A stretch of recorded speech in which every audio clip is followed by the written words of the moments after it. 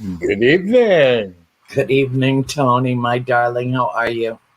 I'm doing good. I'm doing good. I'm very glad. It's nice to see that the Pleiades are behind you. My They home are. planet is in there somewhere. I feel certain of it.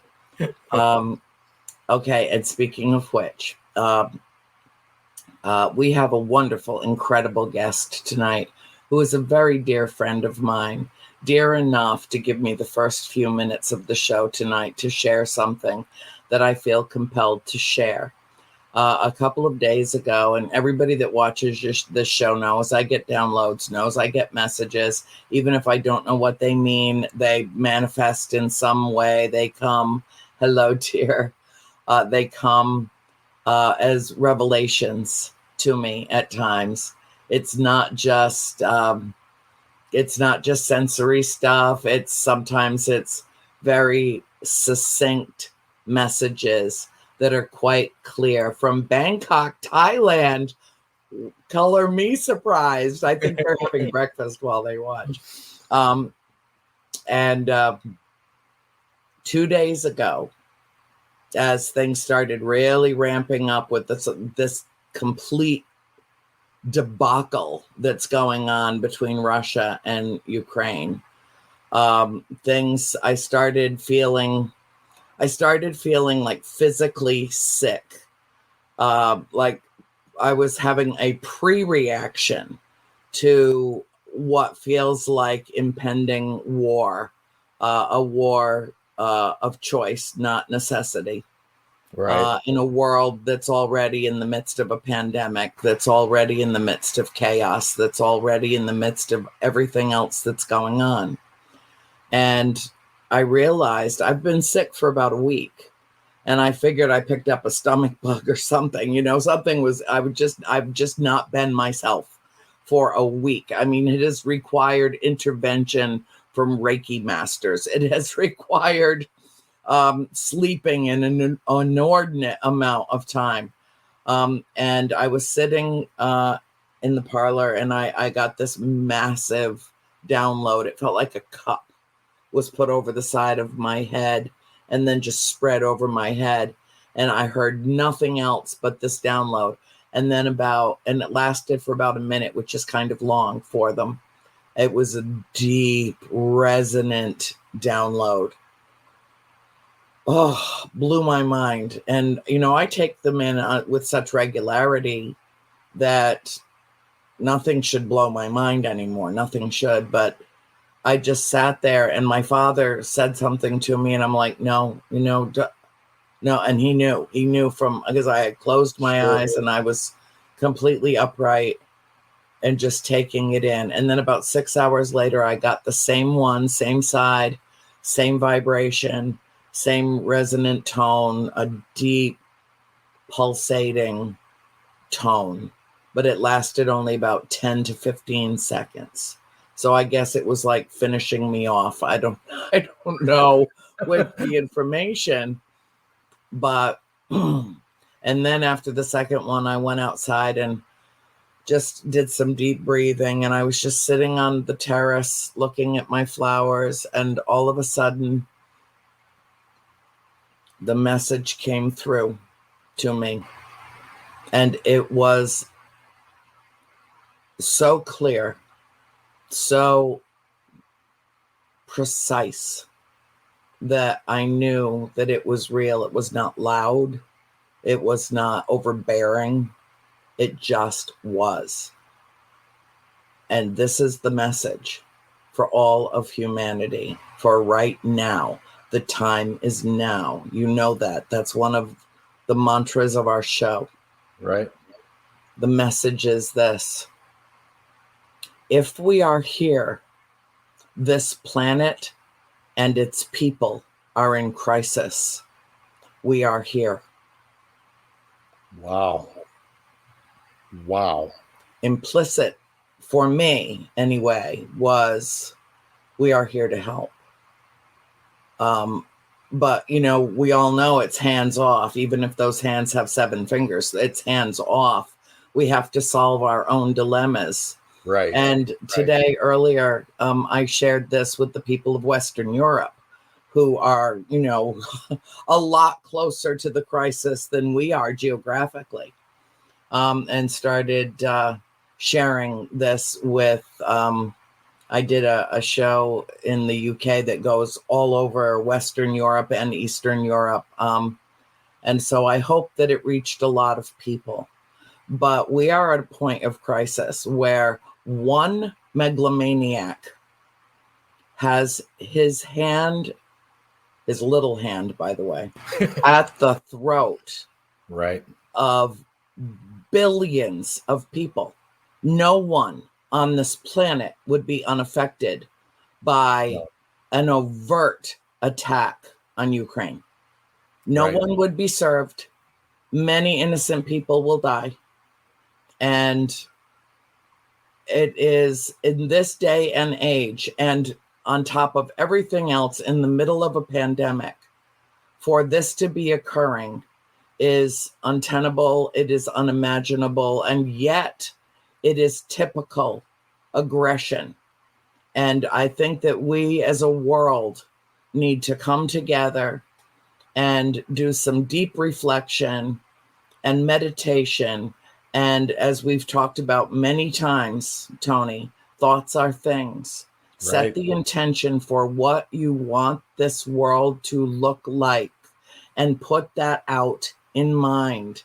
And if everybody within earshot of what I am saying right now in a pivotal moment of crisis, if everyone does that and suggests to everyone that they know that we all together in unison, in peace, set our mind to what we want this world to look at, maybe, just maybe, we can have some measurable difference, make a measurable difference in this world at this time.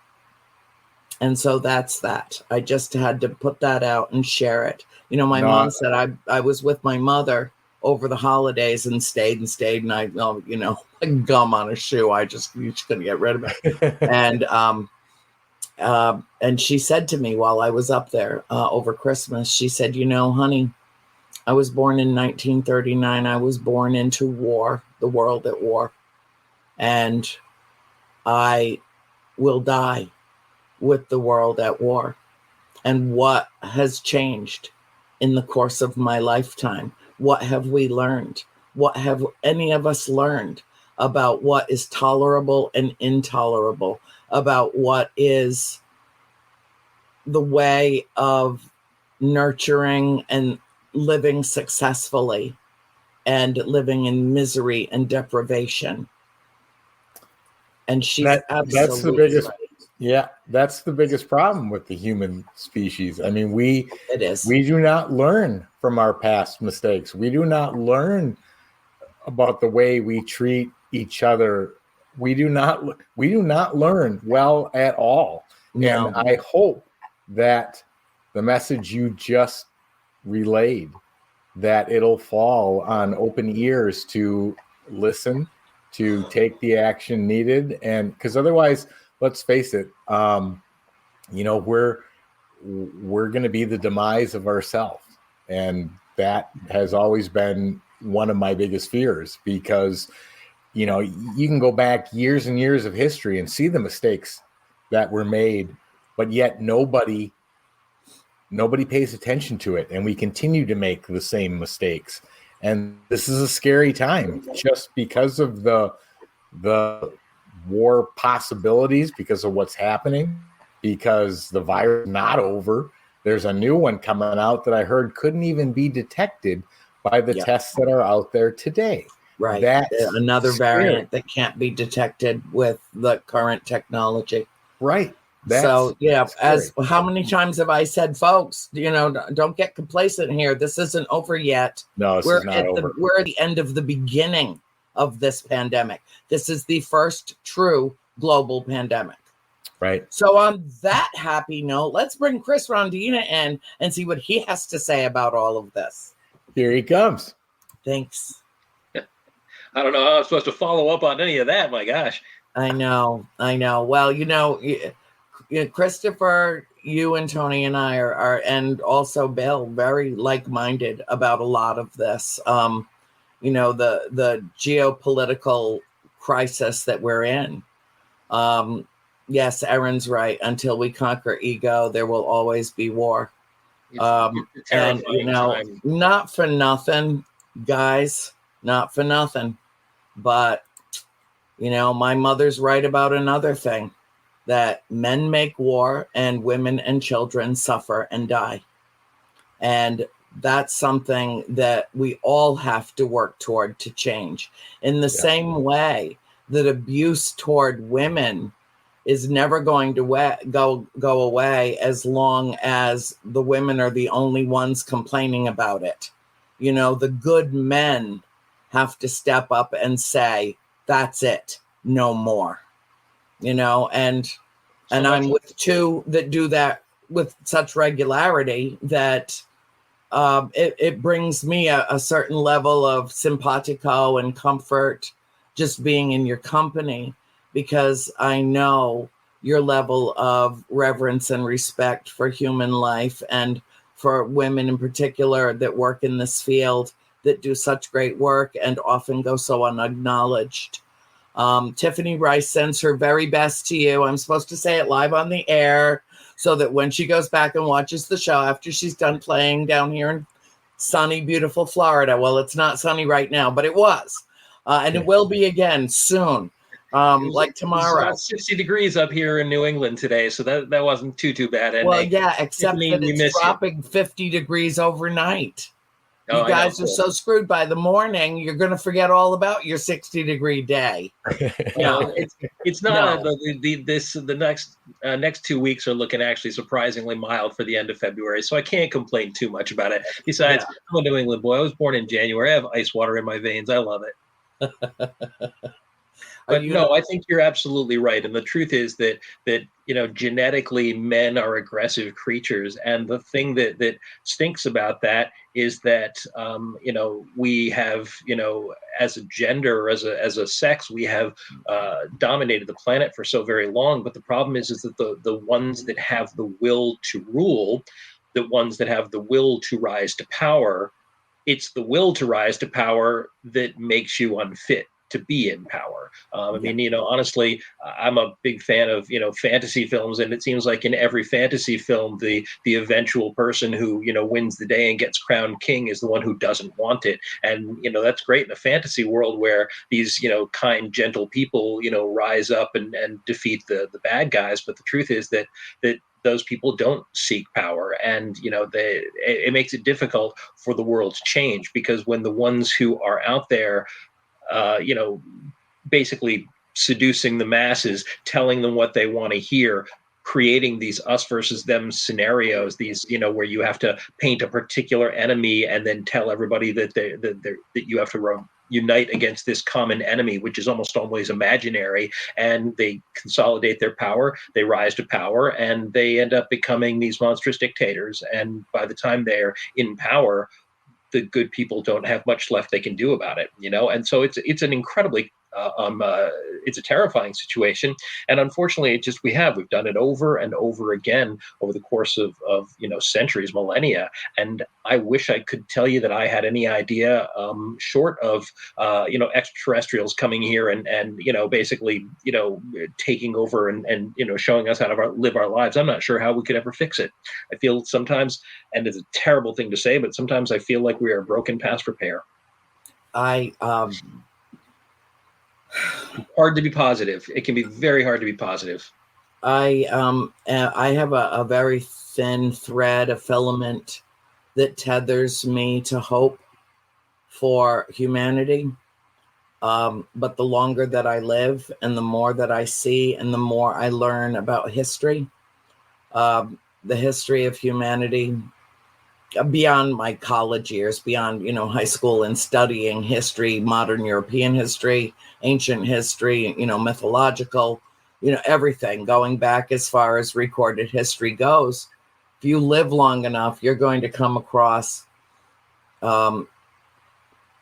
what starts to appear in your mind's eye as a Venn diagram of a repetition of mistakes.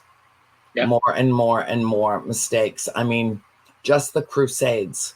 If all that ever happened on the planet was just the Crusades, shame on humanity. But then, let's talk about adding in the Holocaust. See, I really do believe, Chris, that where I come from, there is only peace and love and brotherhood and sisterhood and unity. I really do believe that, where I come from personally. And so that is why this world is anathema to me. And why I think because I'm so empathetic, I have profound, sometimes even physiological reactions to what goes on in the world. I tell everybody, I'm well into the 5th year of general nervous breakdown. I am. And yet somehow managed to function in spite of it. But to say that I am haunted, and my mother always said, I always refer to my mother, and she's right. She always said, living at that farmhouse with everything that we endured there, still said, fear the living, not the dead. Sadly, that is very, very true. And, you were talking about, these cycles of things that we repeat. My current area of research, I'm working a lot with some of the later Crusades in the 14th and 15th century. And it's astounding that back then it was Christians and Muslims at each other's throat, no different than it is today. And it was, and those are the later Crusades, and a couple hundred years before that, it was the same thing. And we have these conflicts that we just cannot seem to slip out from under. And this idea that any two groups of people with vaguely different beliefs, and honestly, sometimes the difference in beliefs are minuscule. A bizarre one to reference, and it's an indirect reference, but a few days ago there was a story about a Catholic priest who's been forced to retire after having literally thousands of his baptisms invalidated because he'd been saying, in the name of God, we baptize you. And apparently the official Vatican word on it is that you have to say, in the name of God, I baptize you. So the difference between the words I and we has supposedly invalidated thousands of people's baptisms. Now, I think that that's madness. And my perspective on it was that if God isn't offended by it, we shouldn't be. And if God is offended by something as simple as the difference between the word we and the word I, no God that was so offended by something so slight enough to invalidate or sort of withdraw a blessing, no God like that would be worth reverencing. And so, but these tiny little petty differences in belief or differences in practice end up leading to these bloody conflicts that now have lasted a millennium. And it's a terrifying, again, so much of what I do involves delving into history. And so it's a terrifying thing. And I would love to imagine that at some point something will click, whether it's a new apocalypse that leaves only a few of us standing and we finally learn our lesson and grow back a better world, or what. But I really hope it gets better. I truly do. I think that we have to take it upon ourselves to make it better. I think that if, I am and always have been what is described as a spiritual warrior for peace. And I do not consider that counterintuitive in any way, because I do believe in a 3D world, there are things worth fighting for. I'm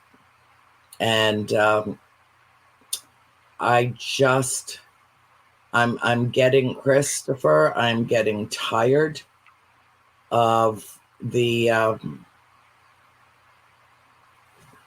I'm tired in my soul. I'm tired in my soul. It's exhausting. It's absolutely exhausting. It really is. And again, it's the sort of thing that I think we reach a point where we don't want to stop caring, but for our own health, for our own well-being, sometimes we can't give every last ounce of who we are to this fight that just sometimes feels like we're being pushed back and again and again and again. And I try every day of my life to sort of live in a state of hope. I mean, my life isn't perfect, and I've had plenty of darkness in my life and downsides to it. And I also sort of I dwell in a realm that deals with a lot of issues of darkness. It's much of what my research is connected to. But in and of it all, you have to find the light. You have to find the light. You've got to seek it somewhere. And unfortunately, sometimes we can't seek it in the news, and sometimes we can't seek it in the things in the world, because we only have a finite amount of ourselves to give to the world. And if we expend all of it on on a battle that we know is not winnable, if you die in the battle, you don't win the war. So you have to reserve some of your strength. And sometimes that means that you have to give up on certain battles. Sometimes you have to allow a battle to be lost so that you can live to fight another day and continue on to win the war. And, you have to withdraw sometimes, not completely, but you sometimes have to hold yourself back and reserve some of your energy so that you can continue going on. Well, that's what I did. I went on hiatus. For 2 months, nobody could reach me. I was just in absentia. I was hanging with the mothership. And you have to do that sometimes. You have to, yeah. I mean, honestly, sometimes you have to hibernate, and sort of regain your strength so you can come back stronger and, find the right avenue to move forward. Yes. Make the differences in the ways that you can. I'm the sort of person, this well, who every single time I hear of a new ridiculous political outrage, I can't help it. I have to be online and I have to be spreading my opinion all over the place. But a lot of times it's pearls before swine. It's just starting yet another argument and a whole lot of people, either laughing at you, attacking you, mocking you, and the rage builds, and none of that ends up being productive, unfortunately. No. I wish it was, and we all wish that we could swoop in with our golden tongue and put everybody in their place, but surprisingly, doesn't seem to work that way. No. And on the other side of all of this, everything, I do believe that we are in the midst of the paradigm shift now, that everything will change. But I have to believe, if I'm going to stay here on planet Earth for any measurable time beyond the tender age of 63, I have to do it believing that the other side of the paradigm shift, where nothing is how it once was, and everybody looks at things differently and thinks about things differently, and has processed this pandemic and everything else, all the civil unrest, the social upheaval, the geopolitical bullshit going on, everything, all of it.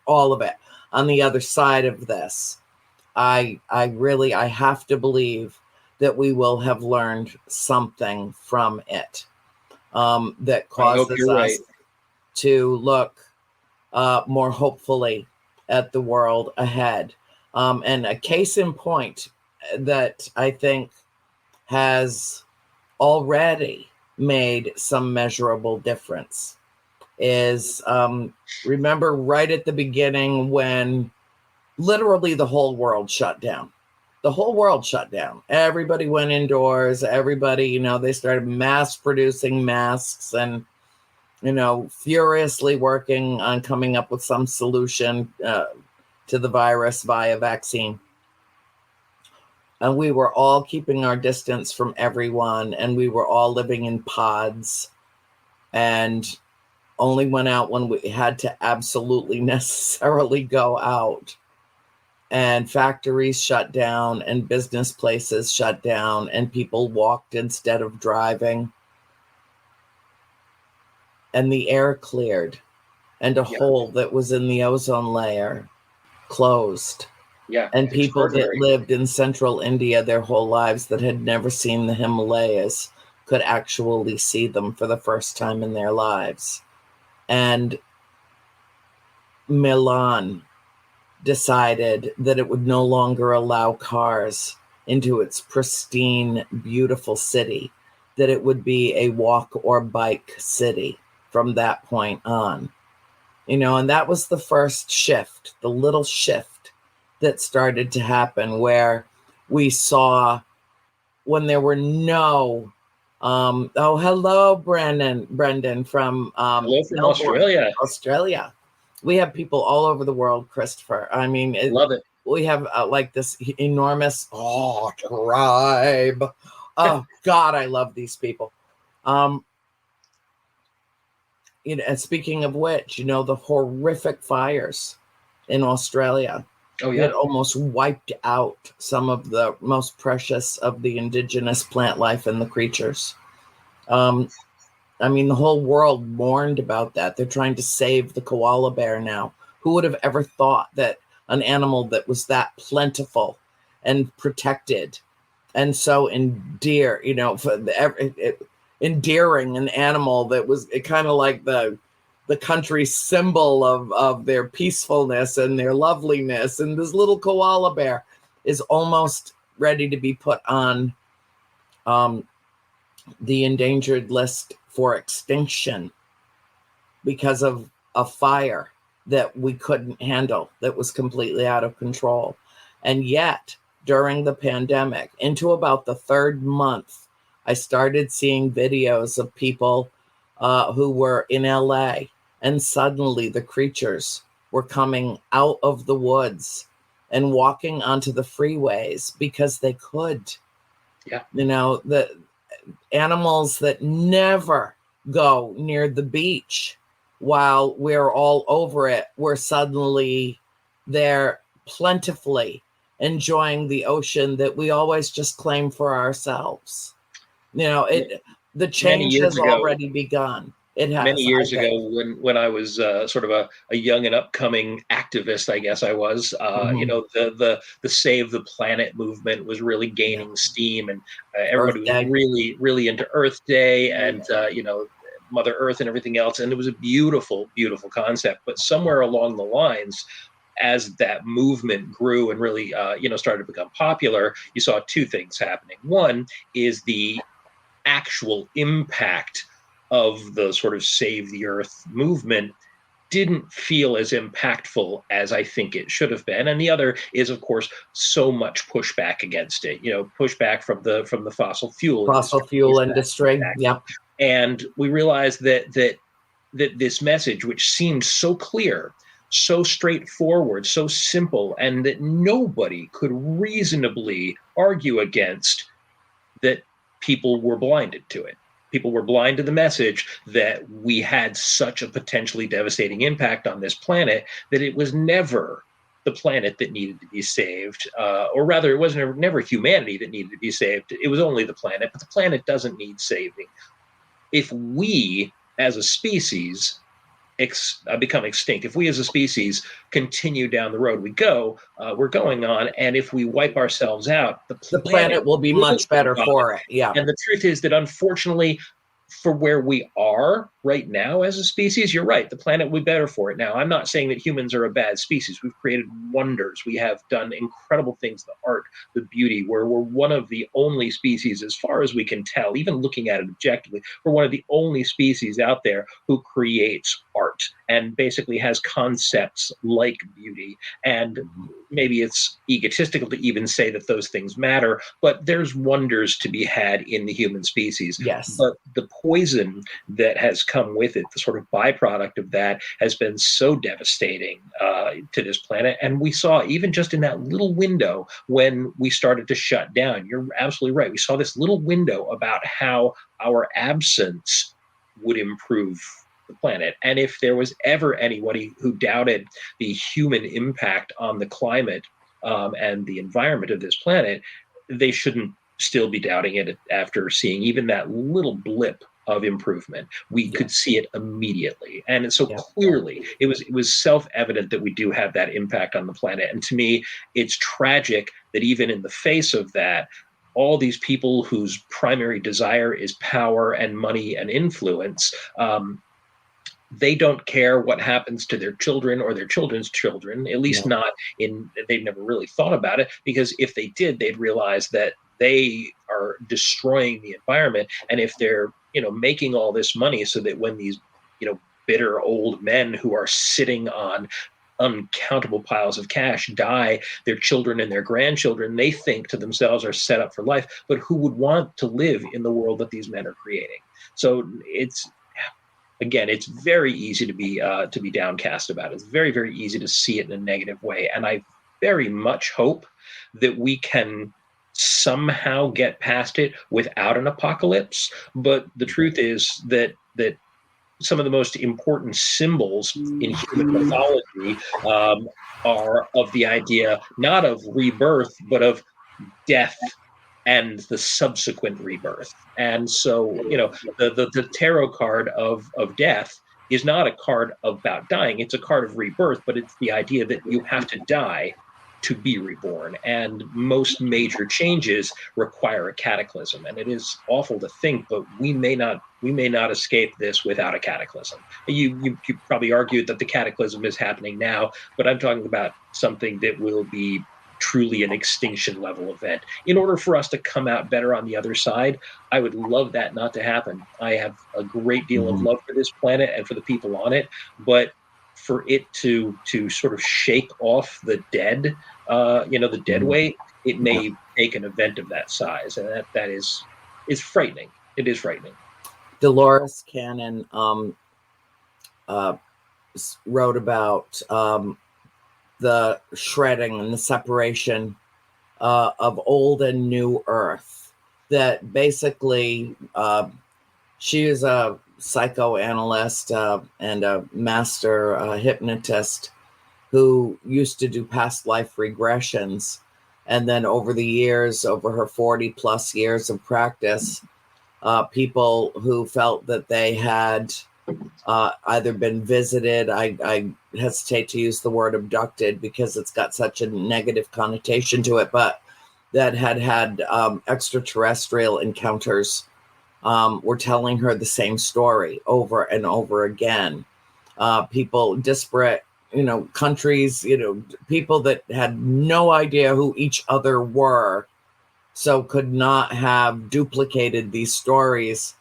And she found a pattern, and said that during this shift, during this time, the messages that she got through these readings from these patients of hers were that over time, we are going to ascend spiritually, that we're going to understand that we are not alone in the universe, that spirit does exist, that the multiple dimensions are intertwined, that everything affects everything else, that everything is connected, that there is a unified field of consciousness that we all tap into.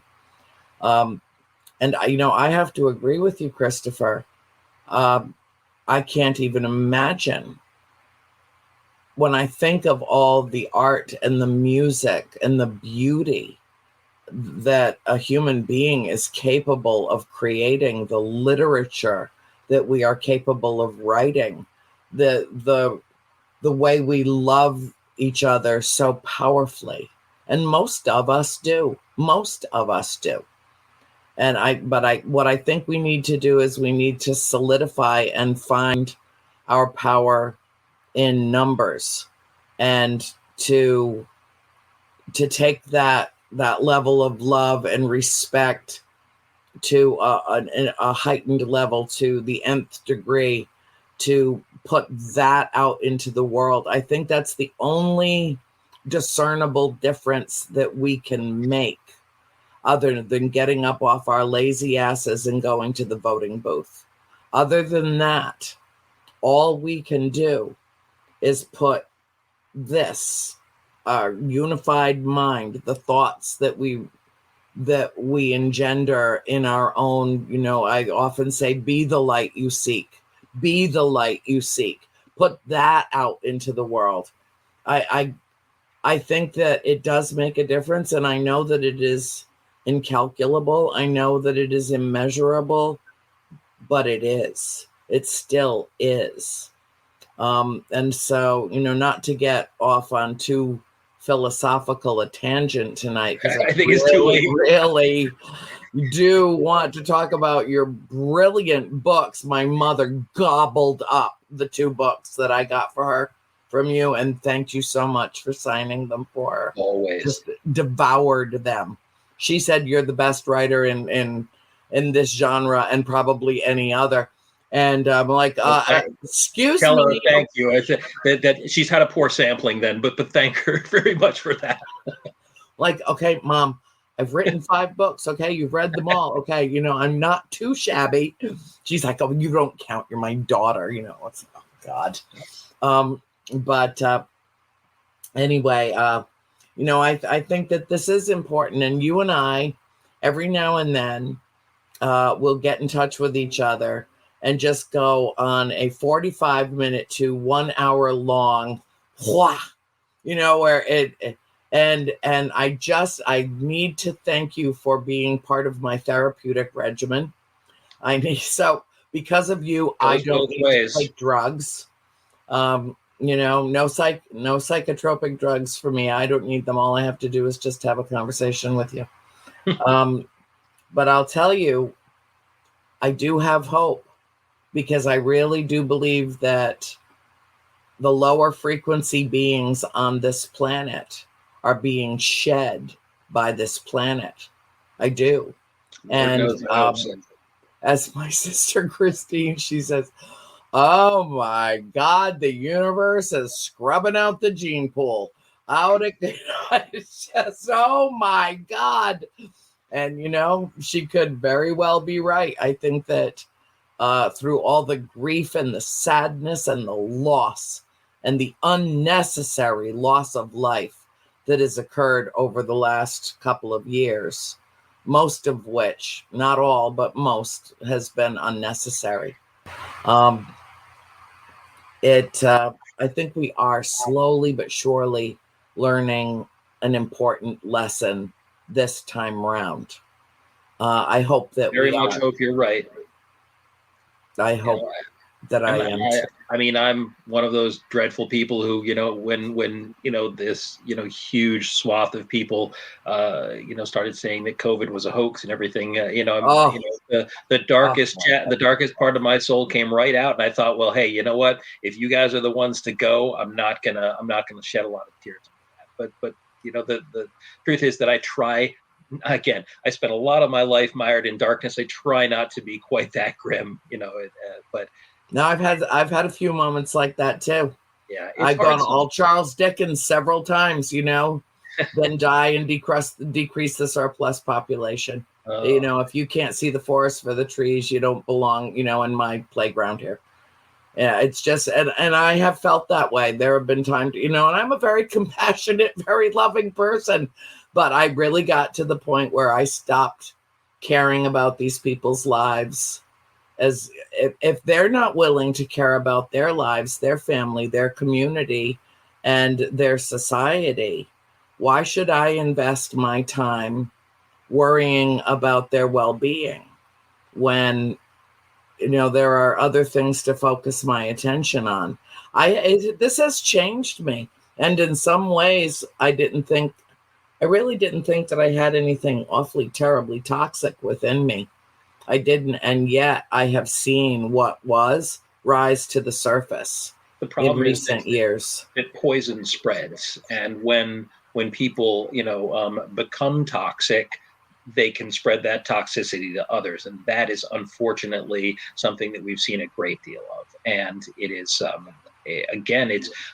I've had so much anger in me and so much anger that has erupted from me over the last, before COVID, with, the previous administration, who, not that we're going to get into politics right now, but an administration that I thought was the most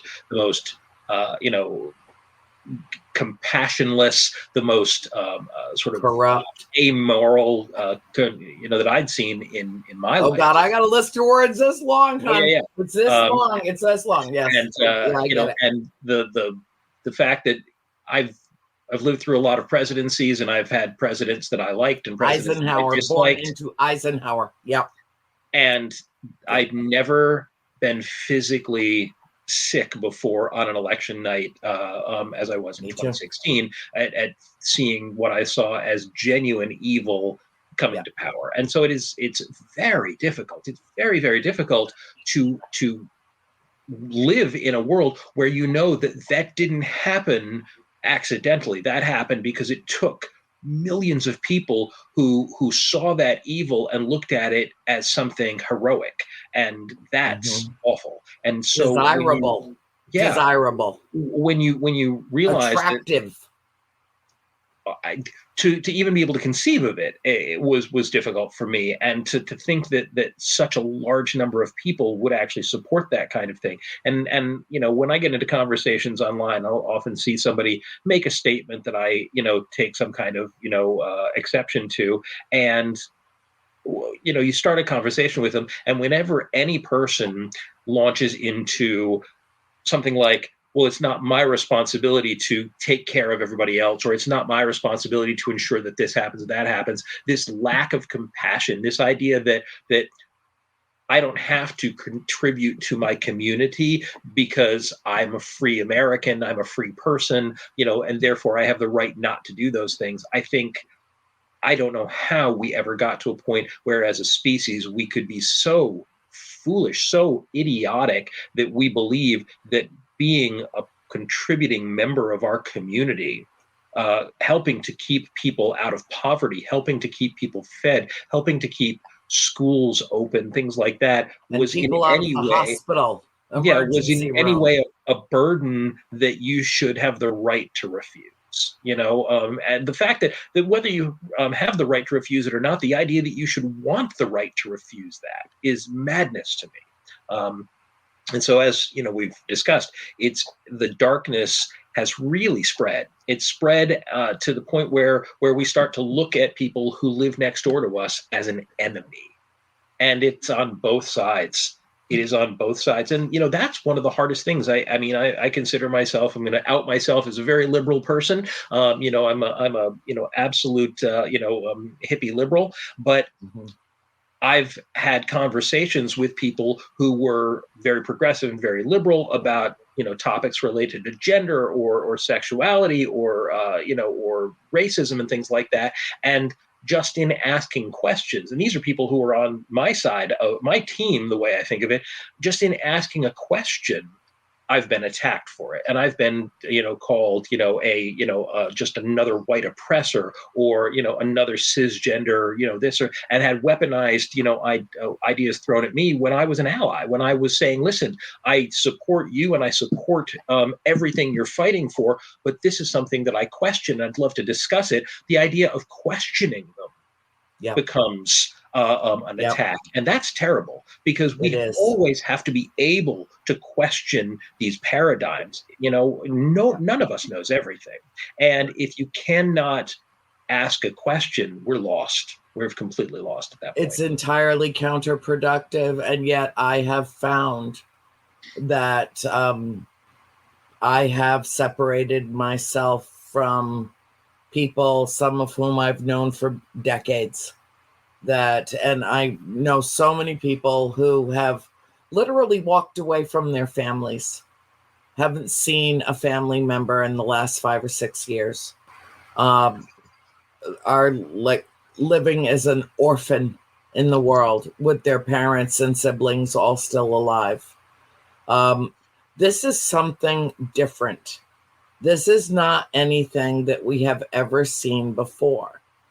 And I really do think that this is the penultimate conflict between literally the darkness and the light, the good and the evil, a white hot Klieg spotlight on the duality of 3D. I don't know, but I don't think this kind of duality exists everywhere in the universe. I think it is very particular to this planet, and to our race. And the biggest mistake of all that countless souls have made on Earth over the course of human existence is that we are anything other than one singular race. We just look a little different from each other, depending on where we came from, and the pigment of our skin, or the slant of our eyes. But we all bleed red. In the last week or so, there's been a lot of announcements about new television shows. Amazon is doing a Lord of the Rings-based television show. AMC is going to be doing an interview with the vampire-based television show. These are all things that I'm a fan of, and things that I'm very excited about. But they posted images of many of the actors in these different roles, and the actors in these roles are diverse. And the outrage that is poured forth from people who, the interview with the vampire adaptation, the young actor who's playing Louis, the character from the book, I believe it's never specifically stated, but it's a fairly clear indication in Anne Rice's book that the character is meant to be a slave owner, so you presume that he's white. In this new adaptation, he's being played by an actor of color. And people are outraged not because of the slave owner thing, but the idea that the character is supposed to be white, and why would you ever cast an actor of color for this? And to me, it is insane. It's absolutely insane. They've already judged the shows to be worthless, and ruined because of wokeness. And to me, the weaponization of this wokeness idea is beyond insane. The idea that the perception that everyone, no matter what the color of your skin, no matter your age, no matter how big you are, how small you are, no matter what your faith is, that we are all just human beings and perfectly worthy of respect. The idea that that's controversial and to suggest it is somehow an agenda is madness to me. It's absolutely madness to me. As a person who is, involved in fandom of many different things, I'm a fan of comic books, I'm a fan of science fiction and superheroes. And there are characters I've grown up with all my life. Superman, I love Superman. And Superman looks a certain way to me. And so when they suggest casting Superman in a way that's ethnically different, there's a little bit of a resistance, because you're expecting the character to portray visually a certain thing, which is iconic to you. But it's not an idea that I don't say I would never go to see such a movie. I say, well, it would be a hard transition because I'm used to this person looking a certain way, but a good actor and a good script is going to make that film work. And so the idea that to some people, the color of the skin, the racial or the ethnic heritage just completely invalidates a person. I can't wrap my head around that. No, neither can I. That seems to be hardwired or deeply rooted in our, and to be honest, it's global. It's not, I'm a white man, and I am completely 100% aware of the privilege that has given me. I've never, been driving down the road, been pulled over by a cop and had to fear that I would be shot. I've never had to worry about that, where people of color, that's one of the first things they think of is, even if I didn't do anything, will I survive this encounter? That right there is privilege. So I'm well aware of that, but I also do understand that bigotry, racism, just these innate prejudices don't stop at white people. They are in men, and they are in women, and they are in everyone of all different colors. We being white men, just happen to be the ones who've held the keys to the kingdom for such a long time, that we're the ones that have the most to answer for. And there's just no getting around it. There's probably people even in the audience today who resist that idea. But the truth is that when you are in power, when you're in the position of being the person who is considered the dominant, the top of the food chain, you're the one with the power. You're the one who has to act to make the difference. intolerance. There are people of color, there are people who are disabled, who hold prejudices against people that are differently able than them or what have you. And you think, well, you can't have racism or you can't have bigotry among a minority. You can, it's valid in those cases because most of those people have been so oppressed and so held under a thumb that their bigotry is earned.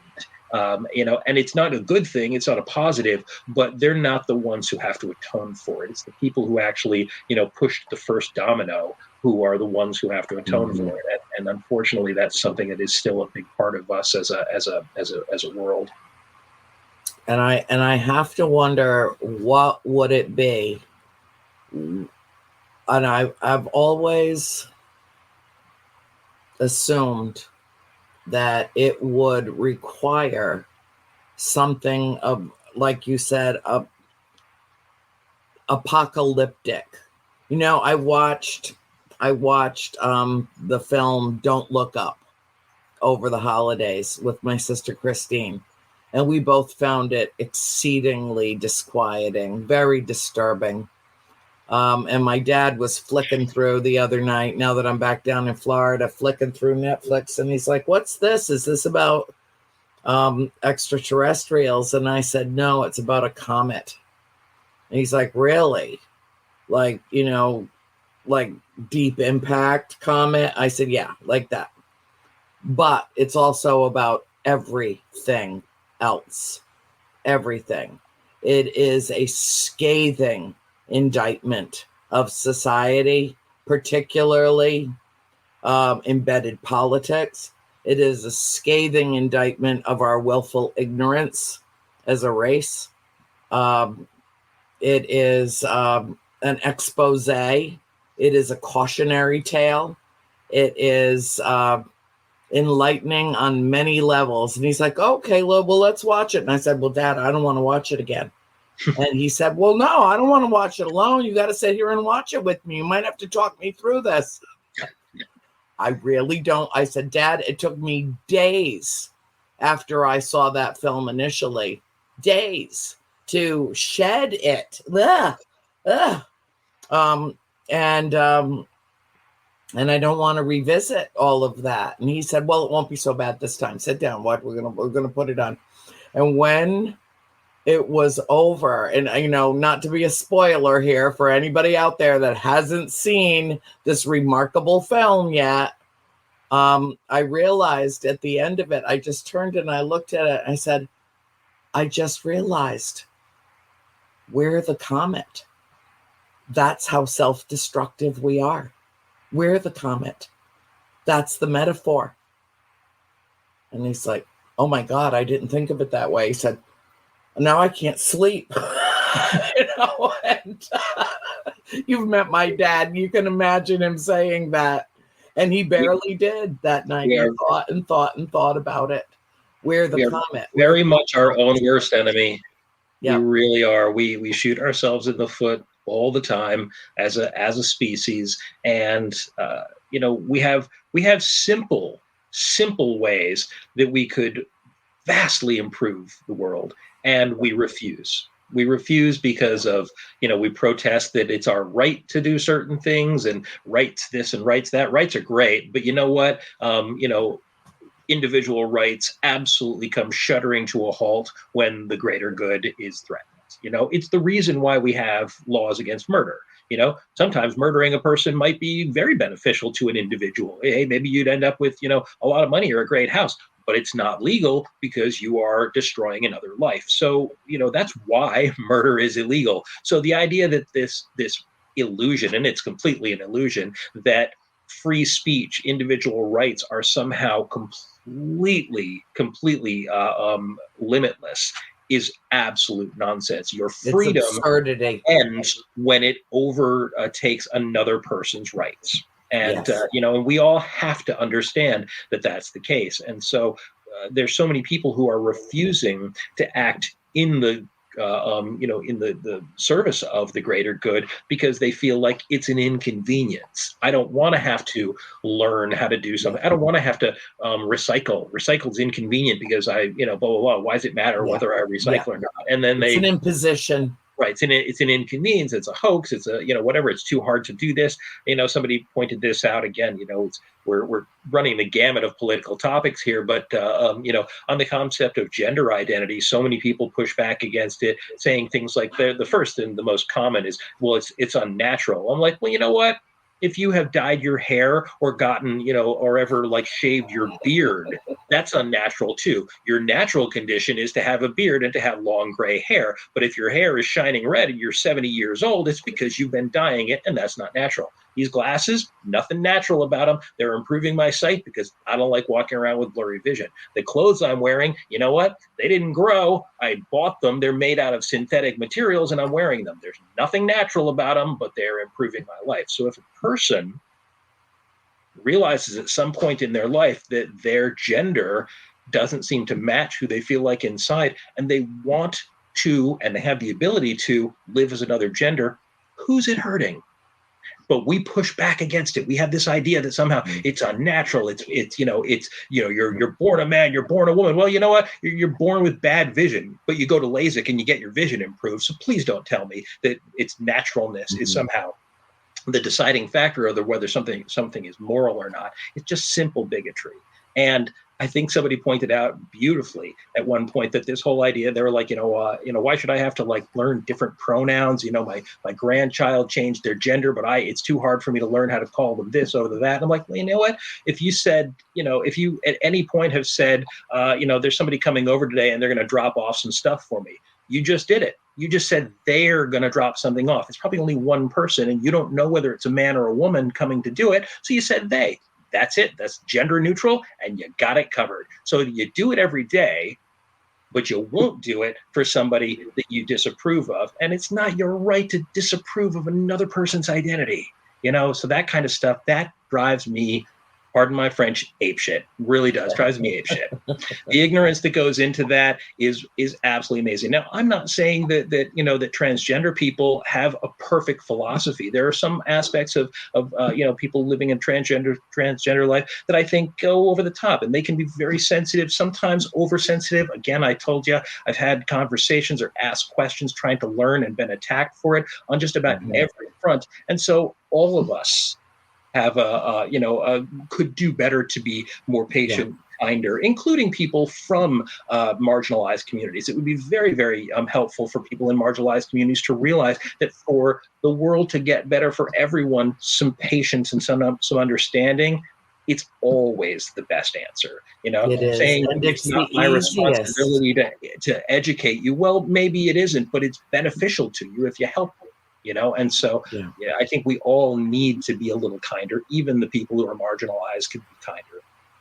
Yeah, I absolutely agree. But then again, that's why we, well, I think we mind melded the first time we met. I'm pretty sure. Yeah, I think so. I'm pretty sure. Yeah. And I've been a social activist since I was knee high to a grasshopper. I mean, my mother dragged me off to Washington, D.C. when I was, I guess, maybe 8 or 9, protesting the Vietnam War. I couldn't even hold the poster because the piece of wood that it was on was too heavy for me. I didn't get to go, but my parents marched on Washington, and, it is funny that later in life, I would never in 1,000 years have pegged them for activism of any kind, but it makes me proud that they did it, at that time. Yeah. I grew up with a fairly conservative, sort of a world of values. The people surrounding me, I didn't have a particularly liberal upbringing, and I'm a gay man, and as I was growing up, there were no role models. It was before the internet. There were no gay support groups. There was no idea of gay rights. These were all things in the 70s and the 80s that just weren't talked about. And so my idea was that because I wasn't particularly what anyone would call typically gay. I didn't have a lot of the outward indicators of that people tend to see.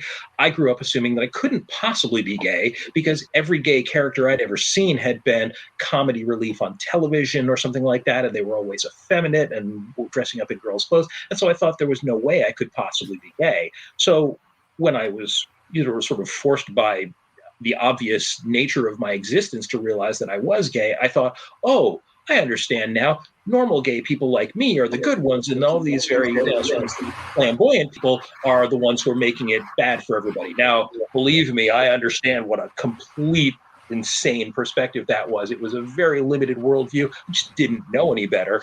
And I started spending time with a group of people in Boston who were far more progressive and activists, and people who had again diverse gender identities and diverse types and everything else. And when I ever tried to drop my pearls of wisdom on these people, wow, did I get a big wake-up call. And I started to realize that many times it's the people who don't have a choice, who can't hide behind a conventional identity. They don't have the ability to just walk through life like a swan song. Or a cakewalk, and they have to be activists. And so I have so much respect for these people who live their lives to their fullest, who are out and who are proud, and who basically make a difference because no one ever gave them a choice. So I don't even claim to be on the level of so many of these people. Well, ultimately, we're all in this together, my dear, and that is the division. That is the mindset. That is the core and the seed of the fear, is that those in power are somehow losing it because they're becoming outnumbered. And yes, I hope so. It is predominantly white male. It is, yes, predominantly, though not exclusively, Republican, at least in our societal structure. The calculus is obvious. And so rather than become more inclusive and invite everyone in to examine the Republican philosophy, the history of the party, to spend time looking at that other side of the coin, it has become exclusive. And it has become, if you don't think the way that we do, then you're a radical left-wing nut. Right. Which I have a badge that says that. I wear it proudly. But here's the thing. I really should have become a politician. I studied political science I still do. But there are two separate, distinct mindsets at work, I think, at the core of this conflict. And one of them is we are all in this together. And the other one is all from me. The rest of you sons of bitches are on your own. And as long as that persists, we are not going to be able to make the progress and achieve the forward momentum that we need to do to achieve ultimately our realization of oneness. And that's what I'm afraid of, is that it's just going to take too long. The world is, the planet is already, there are scientists with, more degrees than a thermometer that will tell you right now it's too late, that we cannot reverse the damage that we have done in the last century and a half to this planet.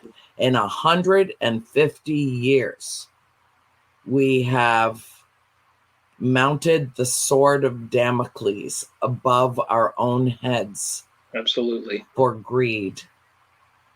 Nikola Tesla had a machine that would create free electricity for the entire world.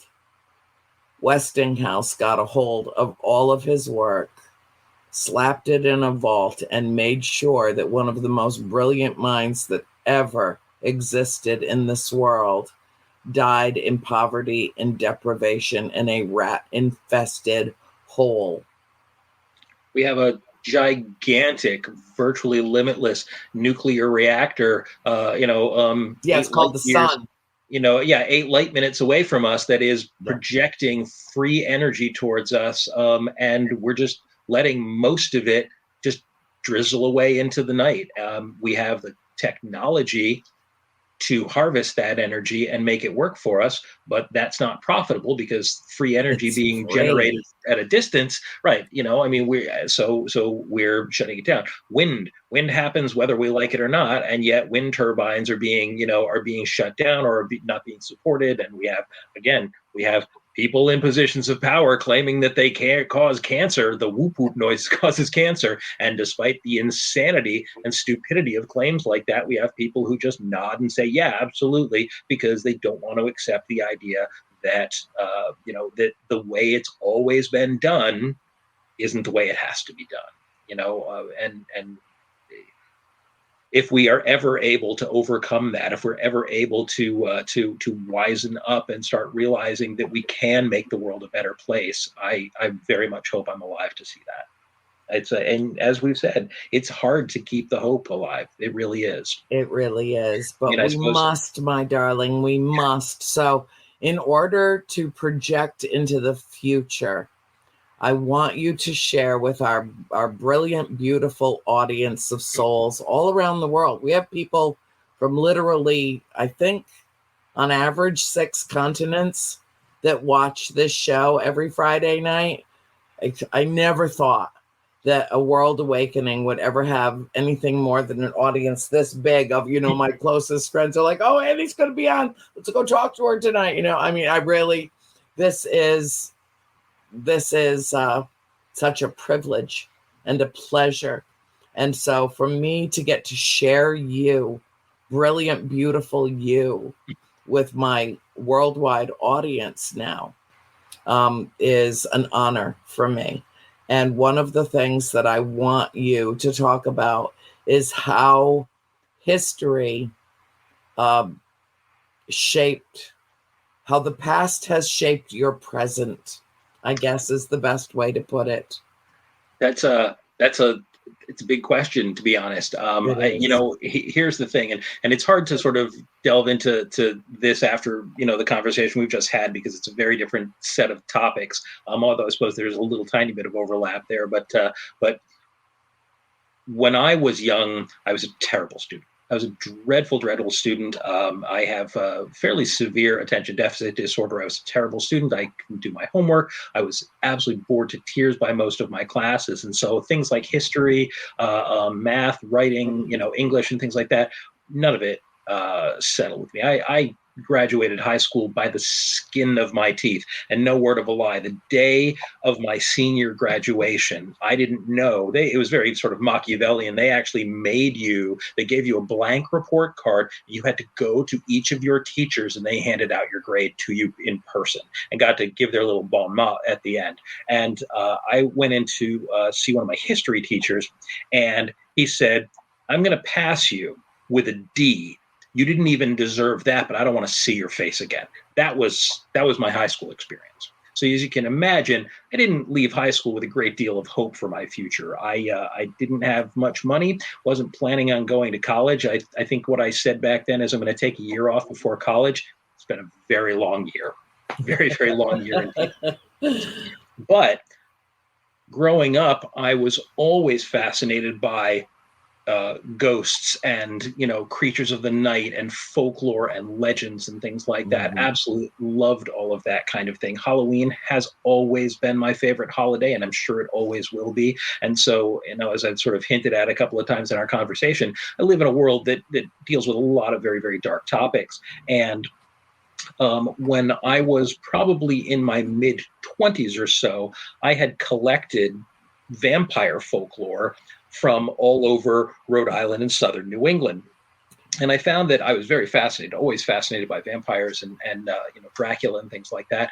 And what I found is that when the conversation came up one way or the other about this vampire lore that was common in my, sort of a home part of the world, that people always said, "What are you talking about?" They had no idea. And I thought that was bizarre because everybody, not just, here in America, you ask anyone about the Salem witch trials, they know the Salem witch trials. And everybody has hometown ghost stories and everything. And I thought, this is bizarre.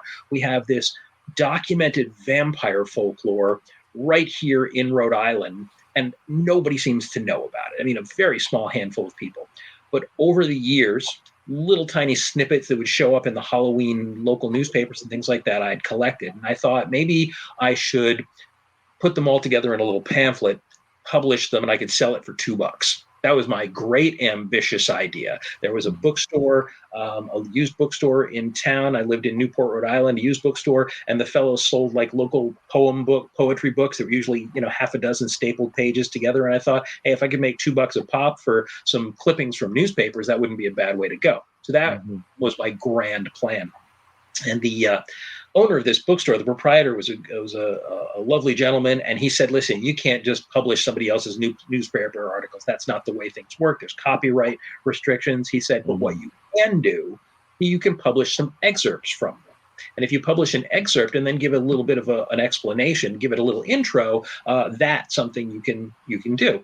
So I thought that sounded like a fine idea. I started to put it together, and every time I would bring it to him and say, "What do you think of this?" he would say, "Doesn't have quite enough context. You need to add a little here. You need to add a little there." And before I knew it, I suddenly had like 45, 50 pages of context for these newspaper clippings. And I'd had to do research. And all of a sudden, I had basically the beginnings of a short manuscript on vampire folklore in Rhode Island to begin with. And it would expand later to be all of New England. And so finally, the proprietor of this bookstore, who had his little rack of local chapbooks, said, "Listen, this is great, but I can't publish this. It's way out of my range now because it's much too big. It's not something you can fold in at a copy center and get a staple in the middle of it." He said, "But let's see if we can talk to a publisher for you." And within about 2 months, I had a publishing contract for this book on vampire folklore in Rhode Island. And Lord knows, I'd never planned on being a writer. I had no experience with it, but all of a sudden I had become a writer by accident. It was like I tripped and fell down the stairs and came, out on the other end as a writer. And so that's where I got my start as a sort of an amateur folklorist. And I would say that along the way, I've met some tremendous people. I've actually worked directly with people like the state folklorist of Rhode Island, wonderful man named Michael Bell.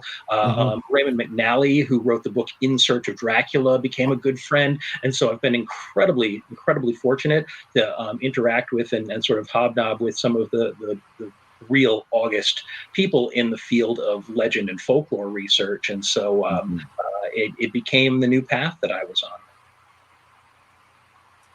Does it make you happy to your core of your being? Absolutely does. It absolutely does. In the last 30 years, I have traveled to several different countries. I've climbed mountains and explored ruins. And, and I think I can safely call myself a legend hunter right now. The book that I'm working on right now is actually coming full circle. I'm working on a book on the legend of Dracula and the various historic context behind the character of Dracula, and I'm dedicating it to Raymond McNally, the co-author of the book In Search of Dracula. This year happens to be the 50th anniversary of that book, and so that worked out well. This year is also the 100th anniversary of the original film Nosferatu, the very first film adaptation of Dracula. So with that's the nails, I remember. Yeah. I mean, it was a brilliant film, still is to this day, 100 years later.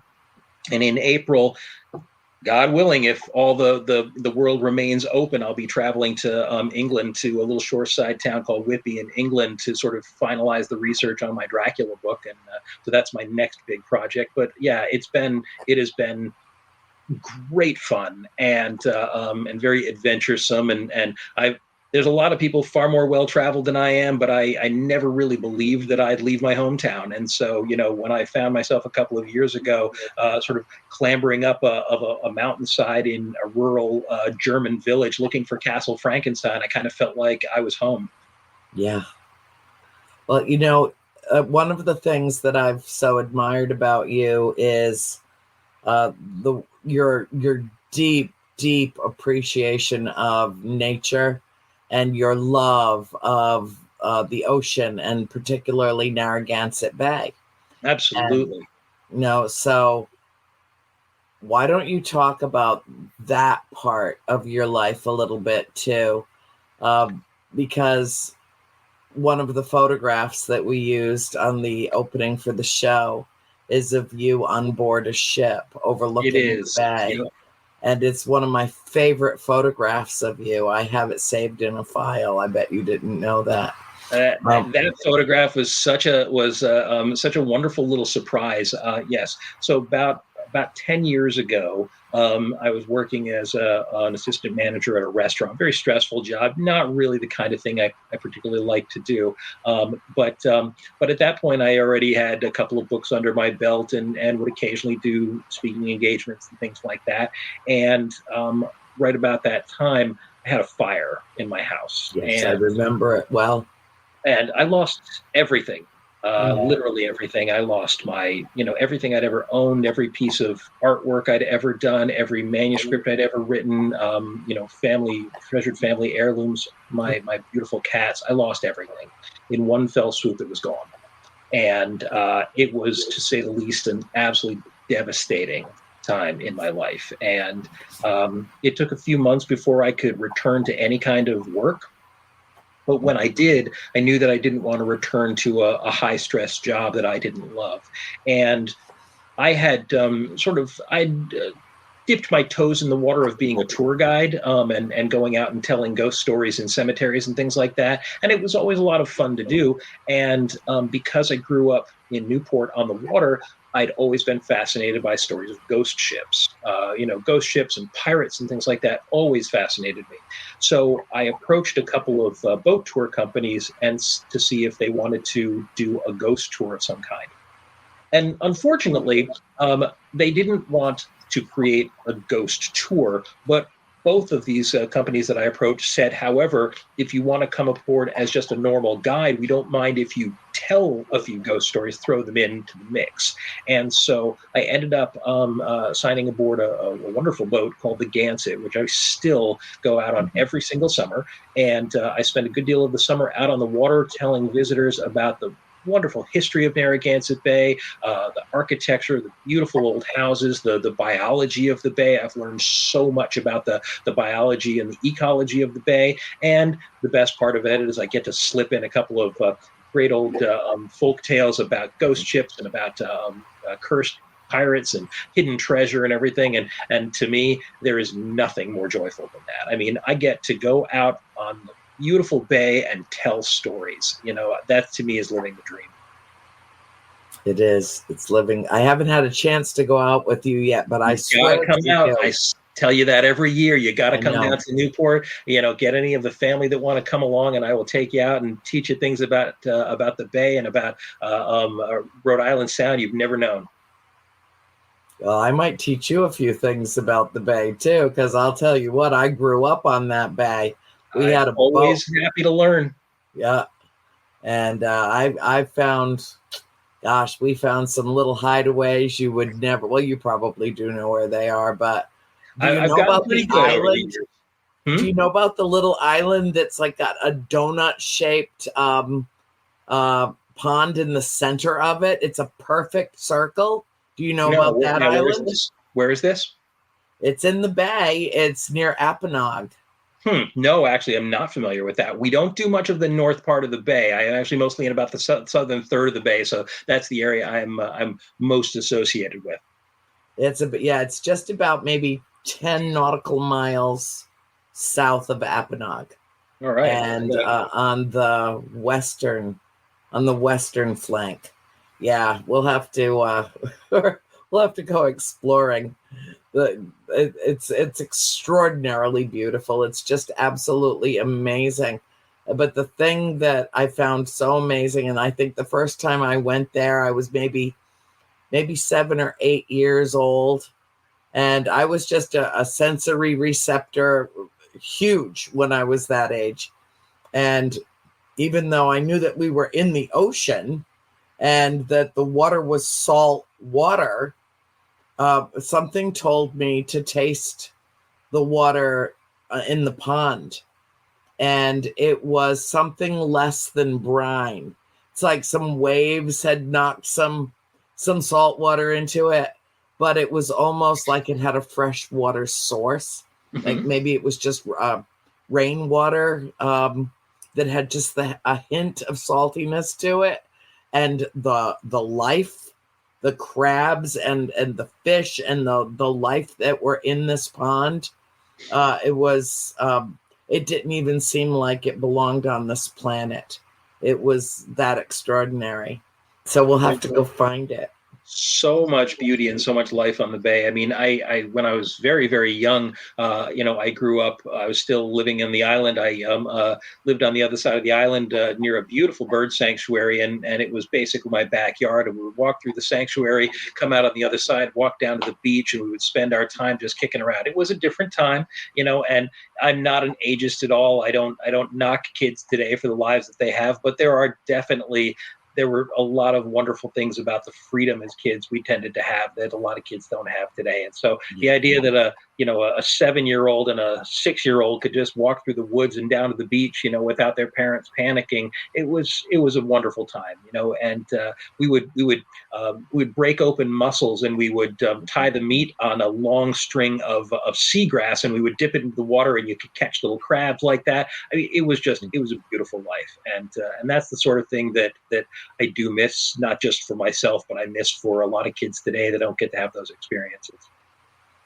When I used to work at a school years ago in Rhode Island, we would take the kids on field trips, and the supervisor in our unit would give me X amount of money to just spend on them for whatever.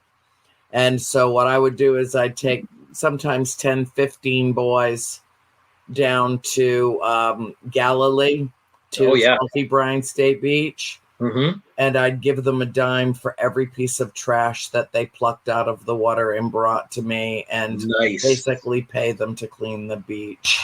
Taught them to be conservationists, lectured them constantly about how if we don't save it, who will?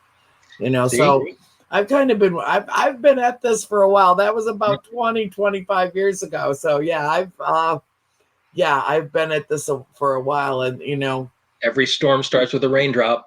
Yep. And teach your children well. Teach your children well. It's what an amazing life we're living. I am actually quite glad that I didn't have any children of my own, because I wouldn't want to leave this place not knowing how they fared. I have some wonderful friends who have kids who are just reaching sort of not adulthood, but that are starting to come into their own, and it breaks my heart to see them having to grow to maturity in a world like this. And here's the thing.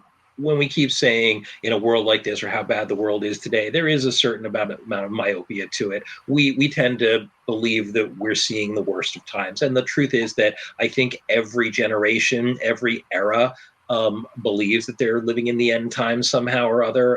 And so we do have to, I think, understand that there is got to be some sense of perspective, and the doom and gloom isn't necessarily, as deep as we fear it is.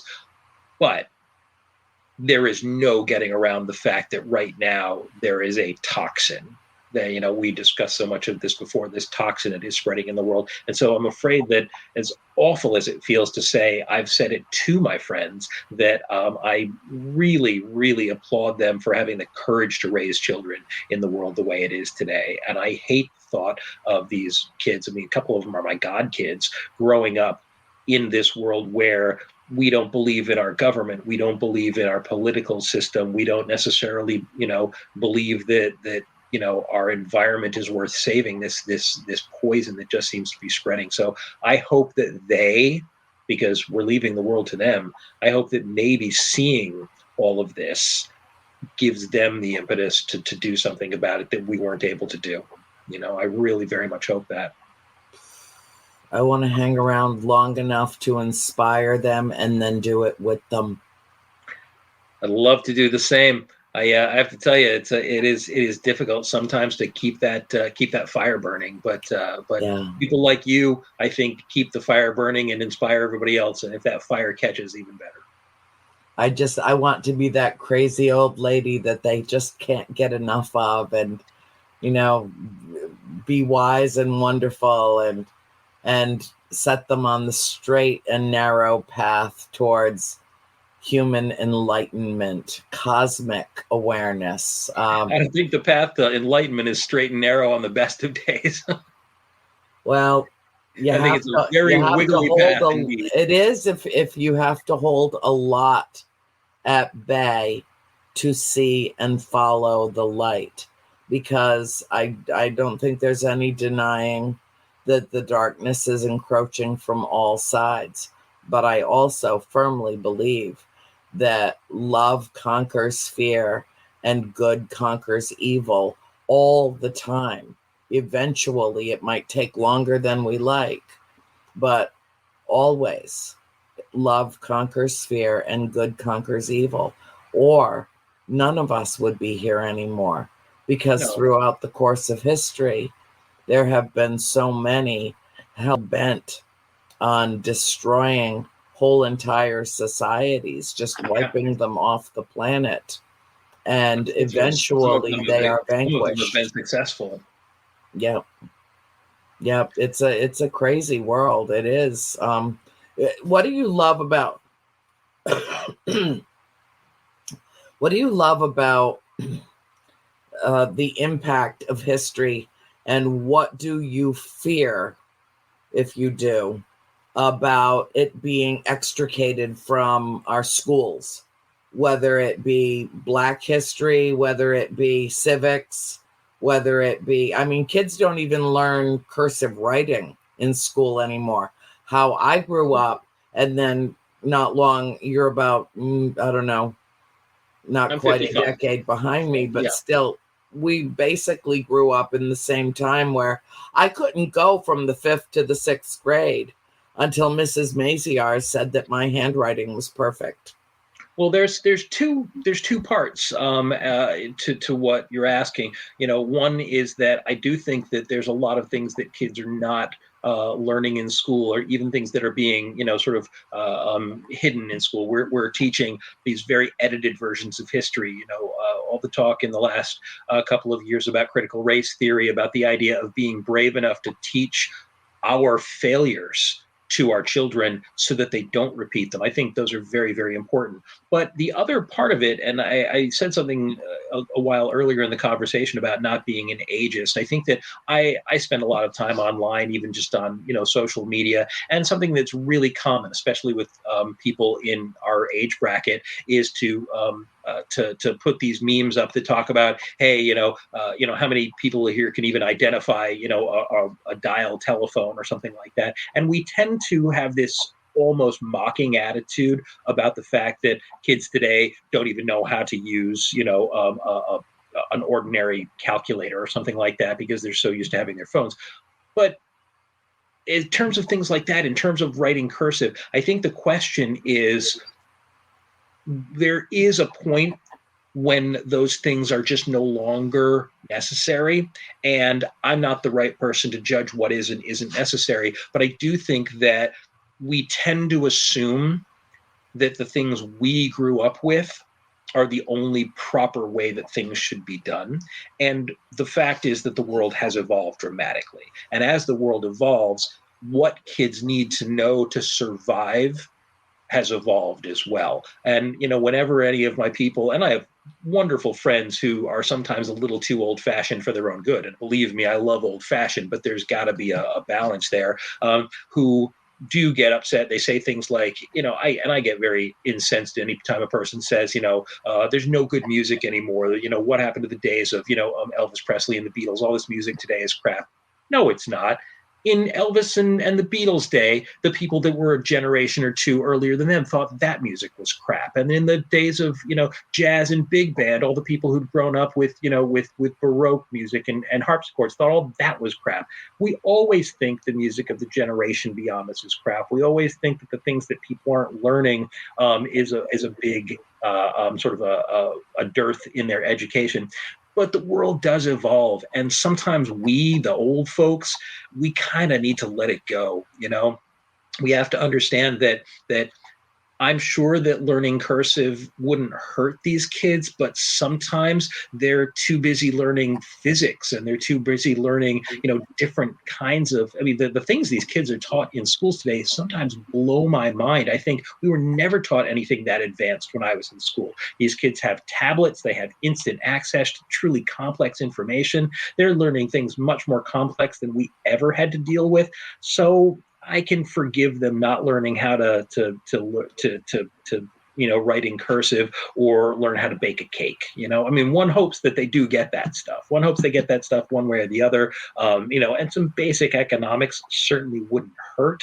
But yeah, sometimes us old fogies just have to realize that the world moves on and we get stuck in the age we grew up in, and that's not necessarily any more healthy than the world that these kids are living in. Now, granted, I also believe that we are too addicted to our screens, including me. Very addicted to, I can't get through probably a half an hour of my day without opening some kind of screen, whether it's my phone, whether it's my laptop or my tablet. I feel cut off. And when the internet goes down, I might as well have torn out my eyes. I feel like I'm blind, but that's not always healthy either. And even just something as simple as, I was talking earlier about when I wrote my first book. When I wrote my first book, there was no viable internet. There was an internet, but there wasn't a whole lot available on the internet. It was still pretty much a novelty at that point. And so where I did my research, I was in libraries, basements, going through old papers, literally holding them in my hands. And over the years, in the other books that I've written, more and more and more, I've been able to do all my research online. Now that's convenient. That is incredibly convenient, but I've missed out on the adventure. I've really missed out on the adventure. It was 4 years ago now that I had to go to Germany to find records that were not available online. And I hadn't traveled like that in years. And all of a sudden I found myself in a little German town pouring through 300-year-old documents and 250-year-old documents. And it was magical. It was absolutely magical. So yes, we are too addicted to our screens. But at the same time, look at what you and I are doing right this very second.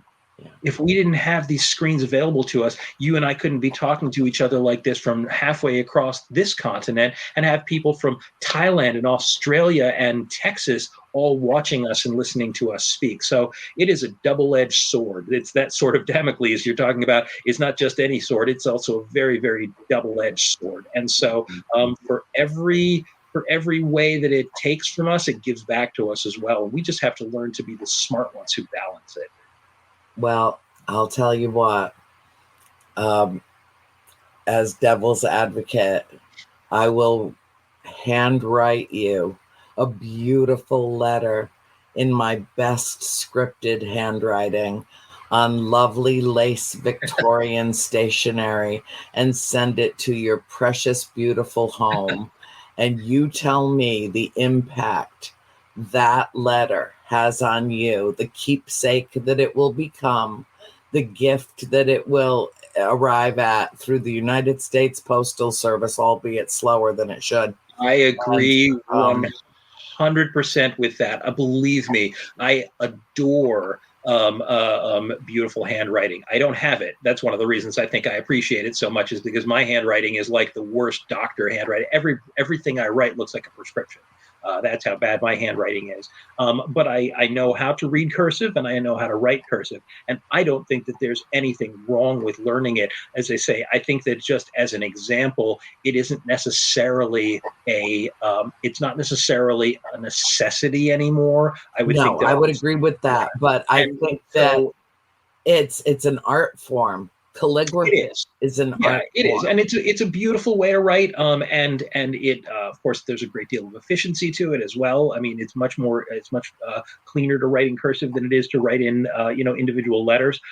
All, as I say, I'm saying is that we may be forced to accept the fact that the world has moved on, and not everything that was essential to us throughout our lifetime will survive. Not being able to read cursive, now that's unfortunate. I mean, even if you don't know how to write, you can't do research. You can't look at old documents and not be able to read it. That's tough. Yeah. Believe me, even when you do know how to read it, it can be very difficult to go through some of these old documents. Oh, yes, absolutely. Especially going back to the 1700s when an S looked like an F.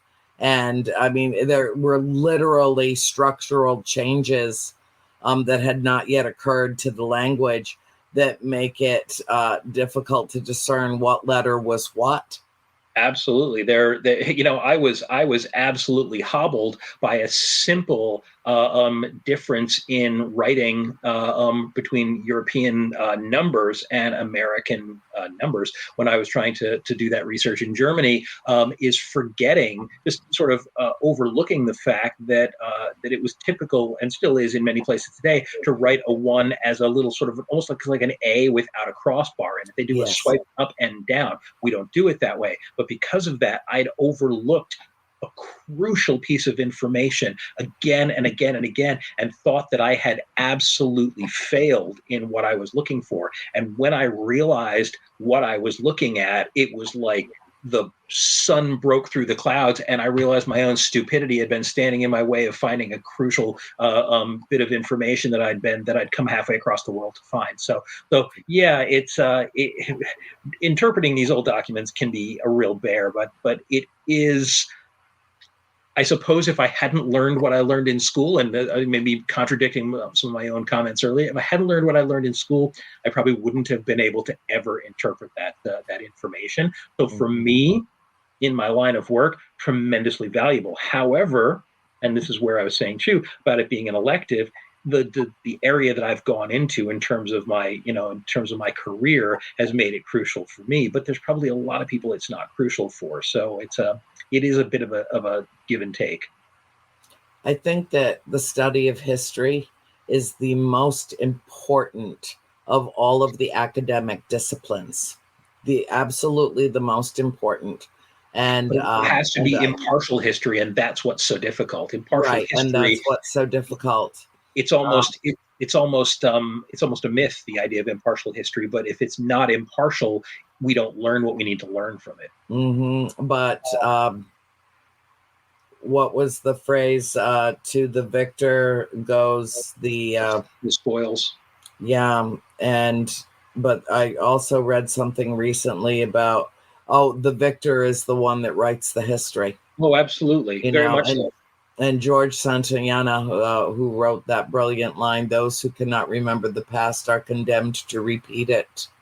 One of the fascinating aspects of this book that I'm working on right now, I'm working on a book on the sort of legacy of Dracula. And Dracula is, and this is something that depending on what the listeners out there know about him, is a fascinating character who embodies both the worst and the best of humanity, which is a very, very strange thing to say, because he was a brutal ruler. He was an absolutely brutal ruler, but he believed what he was doing was right. And some of the things that Dracula did, as ruthless as they were, ended up changing the face of history, among other things, stymieing for years the Ottoman invasion of Europe. But what's fascinating about Dracula's story is that almost everyone who knows the existence of the historical Dracula calls him Vlad Tepes, Vlad the Impaler.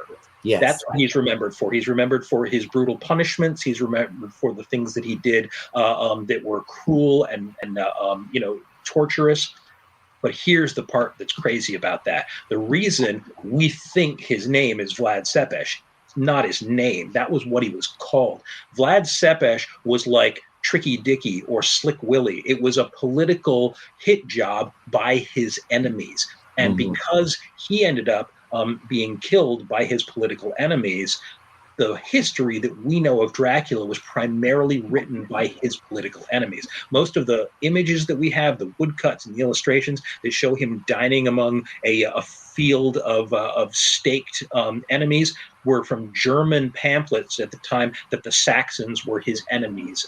And so we have all this information about this man, almost all written by the people who wanted you to believe that he was a monster. Now, he was not a saint, not by any stretch of the imagination, but he is also remembered by, it's as though the only information, if the only information we ever got was through a Steve Bannon podcast, how twisted would our view of the world be?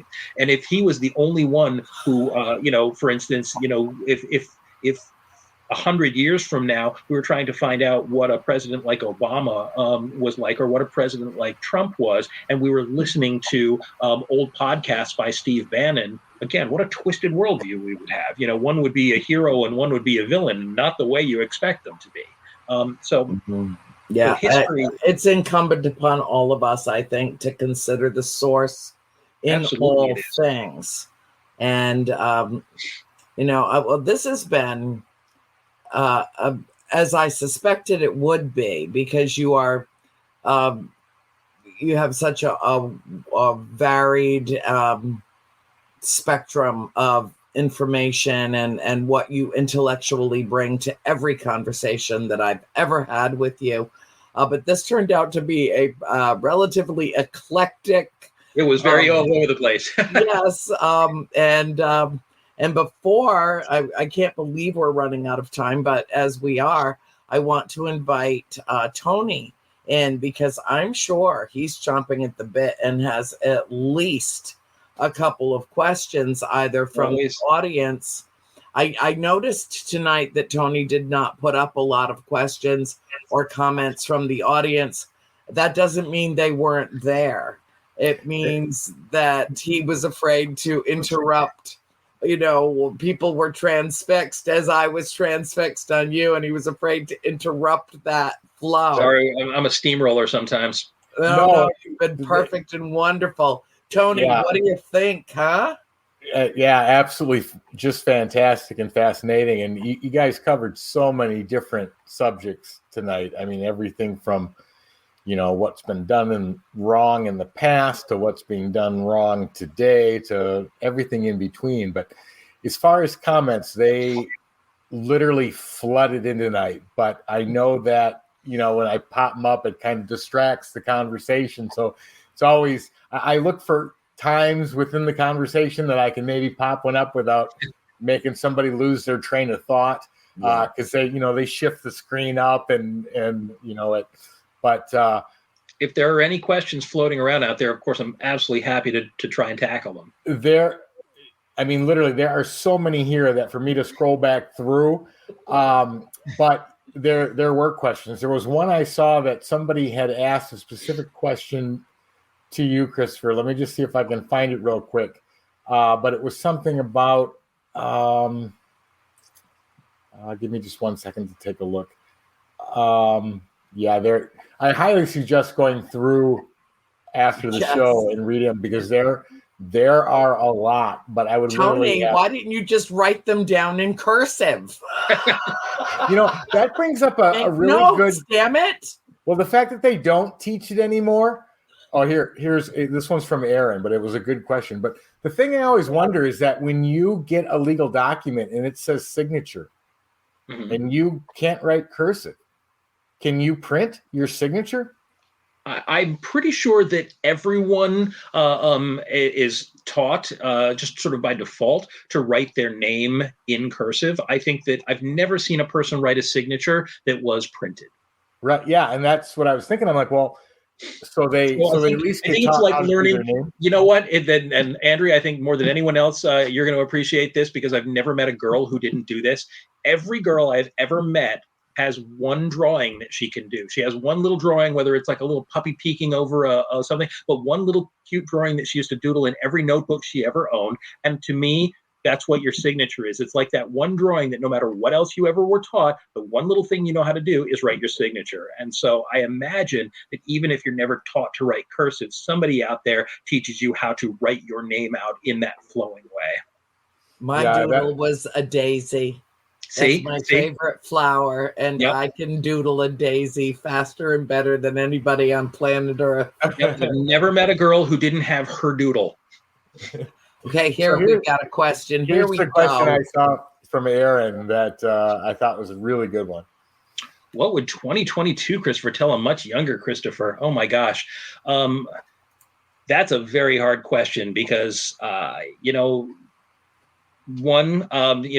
full disclosure, through the course of my life, I've gone through, some terrible heartbreak. I've gone through depression, dealt with being medicated. I had a nervous breakdown. There's a lot of very difficult times that I've had in my life. But I think that if I could go back to an earlier period and give my future self some advice, I would say to be a little braver. I think timidity, my being afraid to do things that I didn't feel confident enough to do, I think that has slowed me down in life. And I think that if I had the guts to put one step forward, maybe a little farther than I did, to stick my neck out there, I think maybe I could have done more.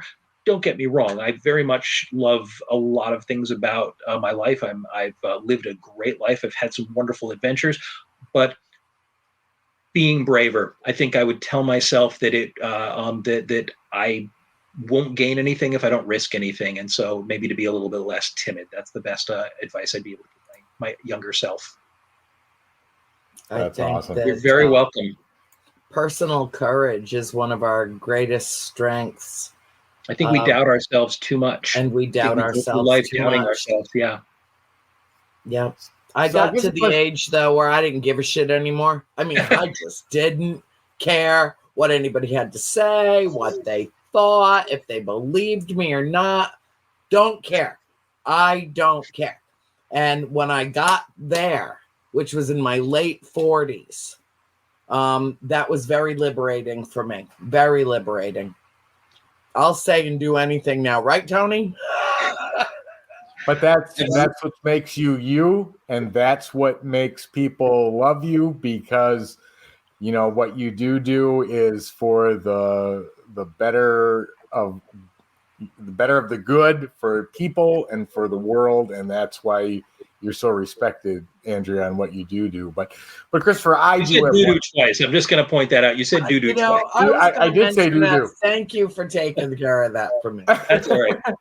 Hey, I'm willing to go low when I have to. That works. So I do have one question. Out of all the things you discussed and all the problems and all the concerns and everything that's happening today, and hopefully some of that will come to resolution, but if you, Christopher, could have one granted wish, what's the one thing or the top thing that you would change? Oh my gosh. It's an almost impossible to answer question. That's why I asked. So if I could be granted one wish, I would love to be altruistic about it. I would love to say that I would wish for world peace or wish to end hunger or something like that. But the truth is that I am human. And if I was granted one wish, I would probably choose to do what, in some form or another, what Aaron suggested earlier, is be able to go back in time to a crucial point in my life and change some small thing that would send me on a different path. Not that, again, as I said, I feel like there's been so many good, but I think hindsight is magic. And so I think I would go back to an earlier point and maybe try to live my life a little smarter. That would be probably my wish. And I know that is a selfish wish, but that's the butterfly effect. Changing one little thing and it alters all of the future. Yep. I can think of, and that's the extraordinary thing, is I know of certain moments in my life where literally what I chose to do at a specific moment changed everything that happened for the next 20 years. And those are moments that I know I could pinpoint them and things that I could choose differently. Yeah, I can answer that question. Sense. I can answer that question. As soon as the question came through, Tony, it was like, boom, there it is. I want to be queen of the universe for one day. One day, 24-hour period. I'll clean this shit up. I'll take care of everything. There won't be a fucking weapon left on this planet. Everybody will be peace, love, light, hope. You know, I'm telling you, I would make the whole world go into some kind of a drug-induced haze of ecstasy, and would never want to fight or snarl or be unkind or anything ever again. What I would try to do is I would try to make Earth. What I would do is I would make Earth like I perceive somewhere out there my home planet, where it's all light and love and there is nothing else, and everything is ecstasy, and everything is unity, and everything is a realization of oneness. Let me be in charge for one day. And there would be, oh gosh, I can think right off the top of my head, at least 6 men who would no longer have their knee on the throat of humanity. They would be gone, and let there be a special hell for all of them to burn in. Amen. Okay, on that, you have a lot to do in that day. We have to. Oh, Mary wants to know how to contact you, undoubtedly, because she is an excellent reader, to buy books from you. So tell everybody how they can find you, sweetheart. So, Mary, you can find me on social media, including Facebook and Instagram, under my name, Christopher Rondina, just as you see it spelled there on the screen. If anybody is interested in my books, which are all on folklore, ghost stories, legends, and things like that, my website, I exclusively publish my own work through Ghost Boy Press. So if you go to ghostboypress.com, no spaces, just ghostboypress.com. You can find the 3 books that I currently have in print, and upcoming books. It's updated fairly regularly with other projects that I've got working. There's also my email is available there if anybody ever needs to contact me that way. But yeah, of course, always happy to hear from people online, on Facebook, Instagram, Twitter, etc. Almost always easy to find me right there under my name. I'm pretty visible. Thank you. Excellent. Well, with that, I will leave our viewing audience worldwide with a singular message for tonight, and that would be, it is courageous to have hope for the future. So let's do it, my darling friend, my dear heart, my sweet Christopher. I adore you so much for having me on tonight. Of course, always a pleasure, and it's been too long. So hopefully it won't be another 2 years before we get to actually stand in each other's presence. We will see each other again soon. Thank you. Thank you for joining us. And thank you to all of our viewers. Have a good evening. Good night. Good night.